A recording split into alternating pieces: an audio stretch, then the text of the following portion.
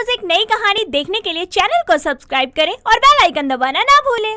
एक रोज सुबह के समय रोशनी अपने घर के हॉल में आराम से बैठी फोन चला रही होती है। तभी उसकी माँ दामिनी हाथों में पूजा की थाली लिए मंदिर से लौट रही होती है और रोशनी को फोन चलाते हुए देखकर उसके पास आकर गुस्से में कहती है, हाय राम, तू अभी तक यहीं बैठी हुई है?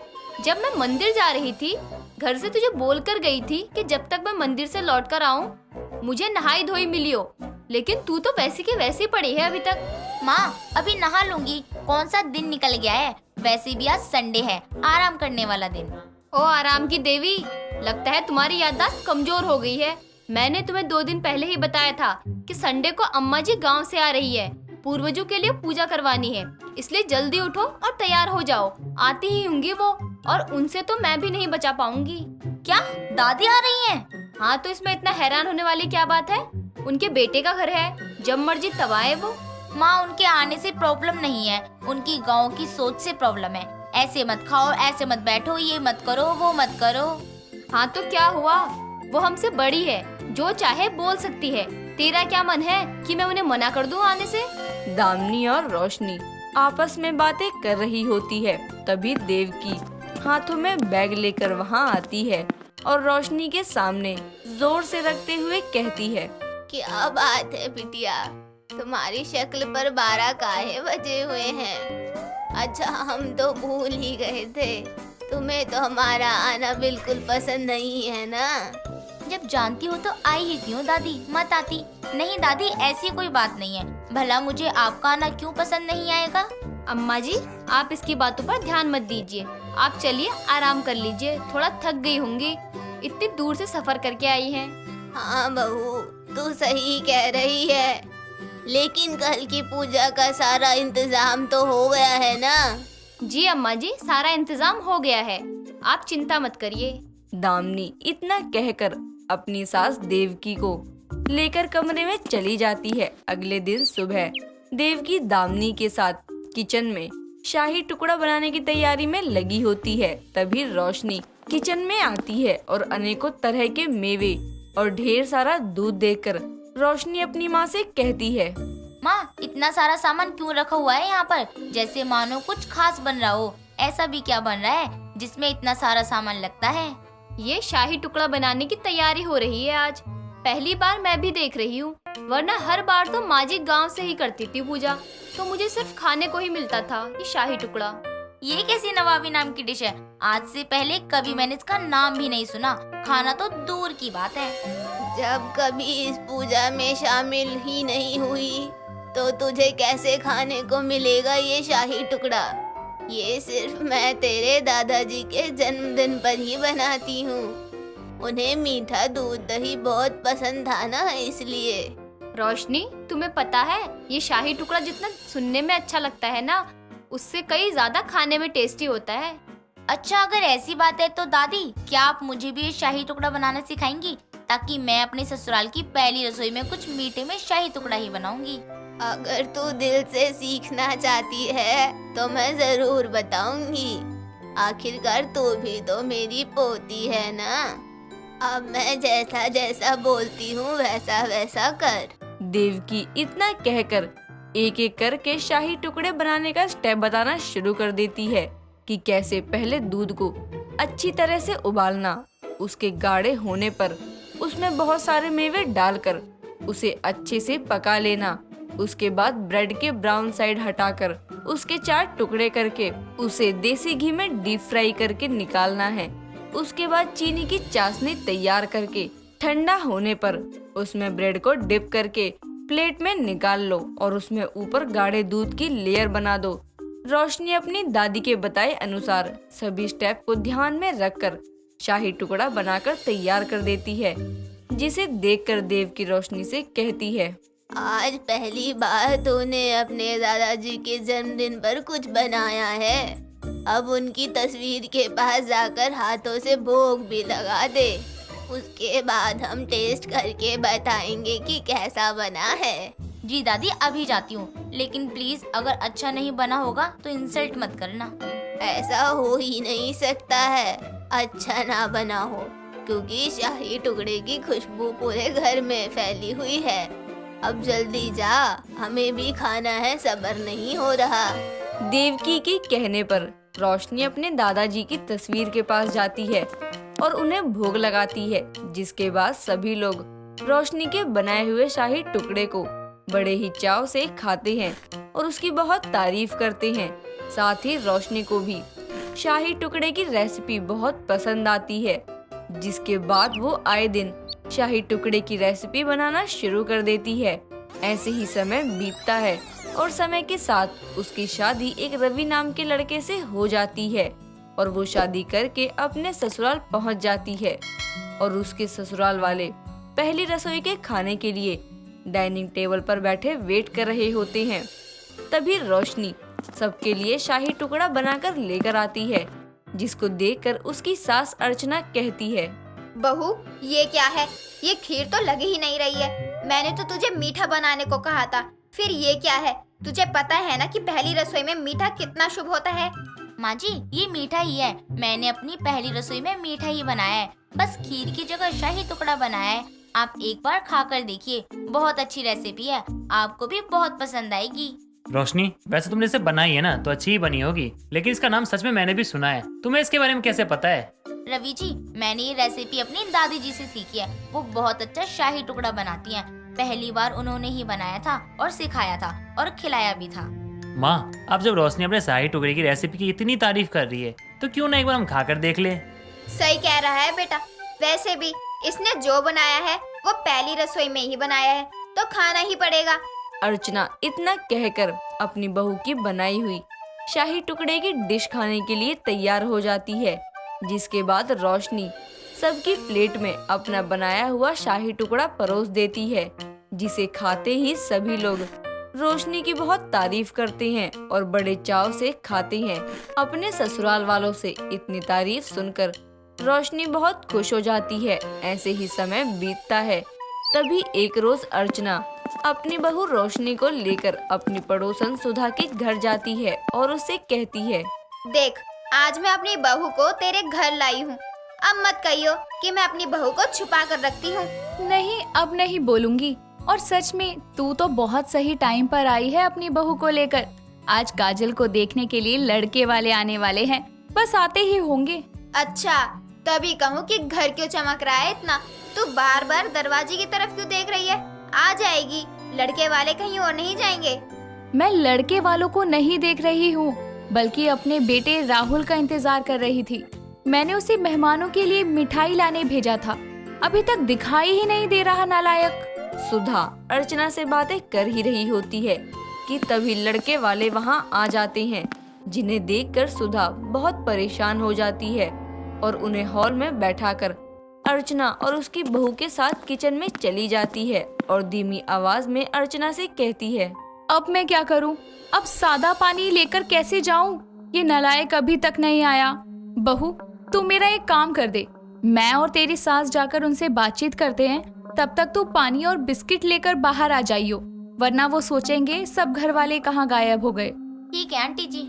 सुधा इतना कहकर अर्चना को लेकर हॉल में चली जाती है और रोशनी जैसे ही पानी निकालने के लिए फ्रिज खोलती है, तभी उसे अपने फ्रिज में रखे हुए शाही टुकड़े की याद आती है, जिस पर वो सुधा के घर के पीछे के दरवाजे से जाकर अपने घर से शाही टुकड़ा लेकर आती है और पानी के साथ बिस्किट ले जाने की जगह उसे लेकर जाती है, जिसे देखकर अर्चना सब समझ जाती है और लड़के वाले जैसे ही शाही टुकड़े को खाते हैं तो उसकी बहुत तारीफ करते हैं।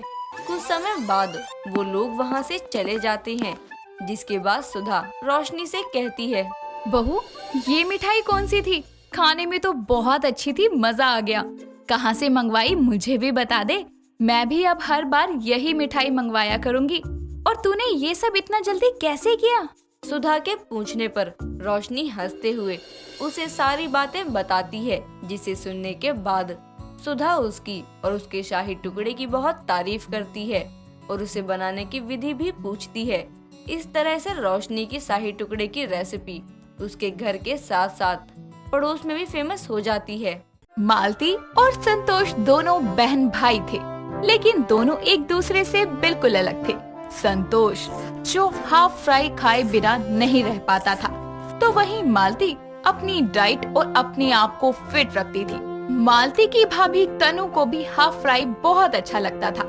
ऐसे ही एक दिन मालती कॉलेज जाते हुए अपनी दोस्त पायल से कहती है, यार ये लोग इतना फास्ट फूड कैसे खा लेते हैं, मुझसे तो बिल्कुल नहीं खाया जाएगा। तू पता नहीं क्या खा के पैदा हुई है, यहाँ लोग बिना फास्ट फूड खाए बिना नहीं रह सकते और तू है कि सड़ी सी डाइट खाती रहती है। तुझे तो पता है ना मैं अपने आप को कितना फिट रखती हूँ। हाँ, तू और तेरी डाइट, मुझसे तो नहीं होगा। चल अब जल्दी 1-2 लेक्चर लेकर घर चलते हैं। दोनों कॉलेज से अपनी क्लासेस लेने के बाद घर आने लगती हैं। तभी रास्ते में संतोष और तनु चीकू हाफ फ्राई वाले ठेले के पास हाफ फ्राई खाते हुए उन्हें मिलते हैं। ये देखकर मालती उनको आवाज लगाते हुए कहती है, अरे भैया आप फिर से वही सड़ी सी चीजें खाने लग गए। मालती तुझे हाफ फ्राई अच्छा नहीं लगता तो ना सही, लेकिन ये बार बार हाफ फ्राई को सड़ा हुआ मत बोला कर। हम लोग तेरे डाइट के बारे में कुछ नहीं बोलते तो तू भी कुछ मत बोल। ठीक है भाभी, नहीं बोलती मैं कुछ भी। आप खाओ अपना हाफ फ्राई। चल पायल। अरे ना बाबा ना, तू ही जा। हाफ फ्राई के ठेले पर आकर हाफ फ्राई ना खाऊं तो ये तो अपमान होगा ना उसका। हाँ बिल्कुल, और यूँ अपमान नहीं करना चाहिए। आजा पायल, तू भी आजा।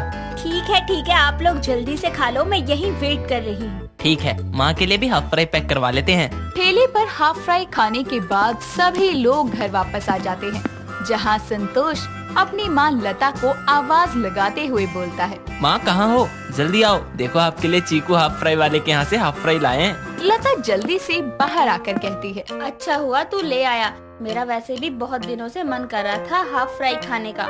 ठीक है माँ, तुम ये हाफ फ्राई खा लो, फिर मेरे लिए कुछ बना देना।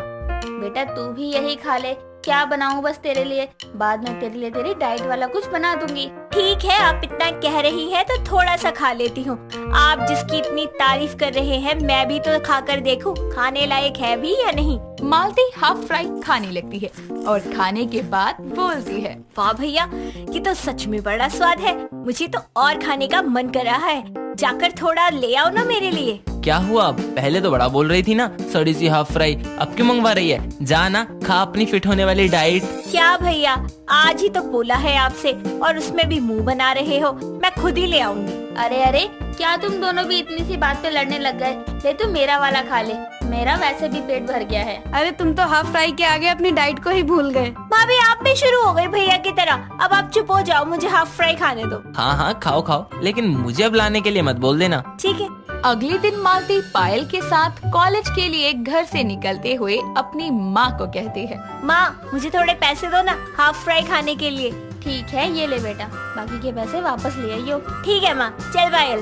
दोनों कॉलेज जाने के लिए निकल जाती हैं और रास्ते में जाते हुए पायल मालती से कहती है, अरे तुझे क्या हुआ, तू कब से हाफ फ्राई खाने लग गई? अरे कल वो घर के लिए पैक करवाया था ना, तब खाया था, बड़ा ही स्वाद लगा। चल आज भी खाएंगे। ठीक है बाद में खा लियो, अभी क्लास के लिए लेट हो रहा है, चल ना। अरे नहीं यार, देख यही है चीकू हाफ फ्राई वाले का ठेला, वैसे भी मेरा बहुत मन है। चल। पागल हो गई है क्या तू, क्लास है हमारी। अरे कोई नहीं, थोड़ा देरी से चले जाएंगे कॉलेज, चल ना।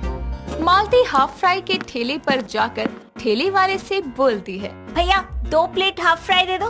ठेले वाला दोनों को एक प्लेट हाफ फ्राई देता है, जिसको खाने के बाद पायल बोलती है, खा लिया ना, चल अब जल्दी से कॉलेज चलते हैं। नहीं यार, मेरा मन कर रहा है, थोड़ा सा और खा लेते हैं ना। एक काम कर, तू बैठ कर खाइए हाफ फ्राई, मैं चली क्लास लेने। ठीक है तो चल, मैं तेरे पीछे पीछे आ रही हूँ हाफ फ्राई को फिनिश करके। मालती हाफ फ्राई खाकर सीधा घर चली जाती है, जहाँ लता उसे देखकर कहती है, अरे बेटा तू इतनी जल्दी आ गई?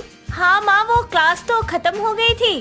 ठीक है, अच्छा बाकी के पैसे तो दे। माँ वो मुझे हाफ फ्राई ना बहुत अच्छी लगी, तो मैंने बचे हुए सारे पैसों का ना वही खा लिया। हे भगवान, तूने सारे पैसों की हाफ फ्राई खा ली, पता नहीं क्या ही सोचकर तुझे हाफ फ्राई खाने को दे दिए थे, इससे अच्छा तो तू अपनी डाइट ही खाती रहती। अरे इतना गुस्सा क्यों कर रही हो माँ आप, मैं कौन सा रोज रोज खाती हूँ, एक दिन खा लिया उसमें भी इतना भड़क के दिखा रही हो। हाँ पैसे तो पेड़ पर उगते हैं ना, जो इतने सारे पैसे की खाकर मुझे ही बोल रही है। इतना बोलकर लता कमरे में चली जाती है, लेकिन मालती को हाफ फ्राई का बहुत बुरा चस्का लग गया था। वो इसी तरह रोज नए नए बहाने बनाकर घर से पैसे ले जाती और चीकू के ठेले के पास हाफ फ्राई खाने लगती।